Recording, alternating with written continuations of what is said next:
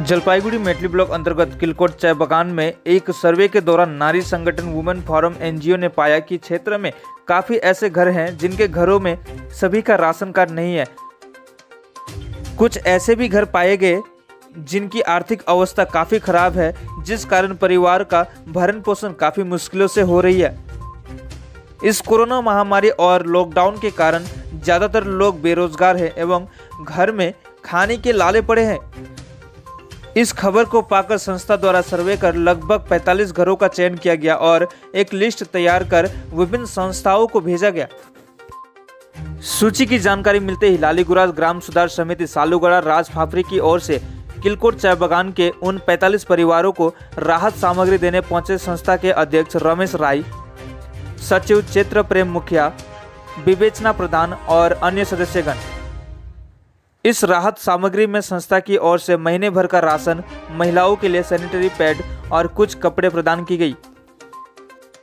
रेणुका प्रधान बहिनीबाट हामी सम्पर्क भयो अनि त्यहाँदेखि उहाँसितमा हामी कुरा हुँदाखेरि चाहिँ यो बगानको बारेमा हामी कतिवटा कुरा जानकारीमा आयो। धेरै कुरा अब दुःख लाग्दो कुरो एउटा ह्युमन राइटमा जस्तो यहाँबाट नानीहरू पनि बिक्री हुँदैछ र विशेष गरी अहिले कोभिडले त सारा संसारमा यस्तो भइरहेछ। तर अब बगानमा चाहिँ एकदमै हामी आज हेर्दाखेरि सुनेको मात्रै थियौँ, देख्दाखेरि एकदमै हो यो कुरो चाहिँ सत्य रहेछ कि जुन पाराले है यहाँनिर त्रास भइरहेछ र कतिवटा चिज अब कसैको घर भत्किएको रहेछ, घर प्रिपेयर भएको छैन र कतिजना बिमारी अवस्थामा र कतिजना घरमा अहिले पनि है उहाँहरूको दुई भोजन पुगेको छैन र यस्तो कतिवटा कुरा एउटा मानवताको नाताले हामी एउटा लालीगुराज ग्राम सुधार समितिमा सम्पूर्ण टोली हाम्रो बहिनीहरू, हाम्रो भाइहरू एउटा हामीले प्रयास गरेको छौँ कि हामी त्यहाँनिर गएर कुछ सहयोग गर्नु सक्छौँ होला भनेर।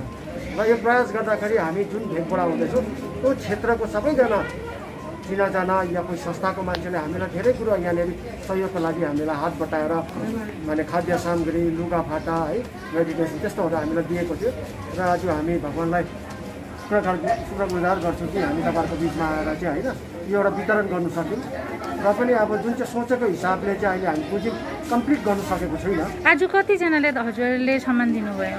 अहिले जो चाहिँ हामीलाई 45को त्यो खाद्य सामग्री आएको थियो है, अनि त्यो हिसाबले हामीले ल्याएको थियौँ अनि 45 सामग्री चाहिँ हामीले यहाँ दिन्छौँ।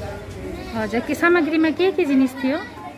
त्यसमा चाहिँ पहिला चाहिँ अब हामीलाई भोजनमा चामल हुन्छ, त्यहाँदेखि दाल, तेल, नुन, अनि त्यहाँदेखि न्युट्रेला, चाना है, अनि मकैहरू पनि छ साथमा, त्यो साबुन, अनि त्यो हामीले एउटा प्रोटिन भन्ने जुन चाहिँ हाम्रो नेपालीमा बनिन्छ जस्तो भटमास, मकै, चानाहरू पिसेर त्यसमा प्रोटिन बनाएर घिउहरू हाल्यो। त्यो चाहिँ एकदम विशेष गरी हामीलाई कुनै संस्थाले दिएको थियो है, किनकि हामीलाई पिछवाडे जग्गातिर यो चिजले हामी विशेष गरी स्त्रीहरूलाई है धेरै रोगहरू भइरहेछ।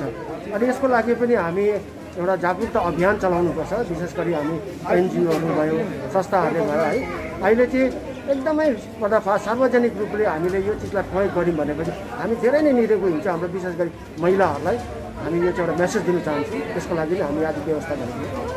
हजुरको नाम अझै एकपल्ट? मेरो नाम रमेश राई।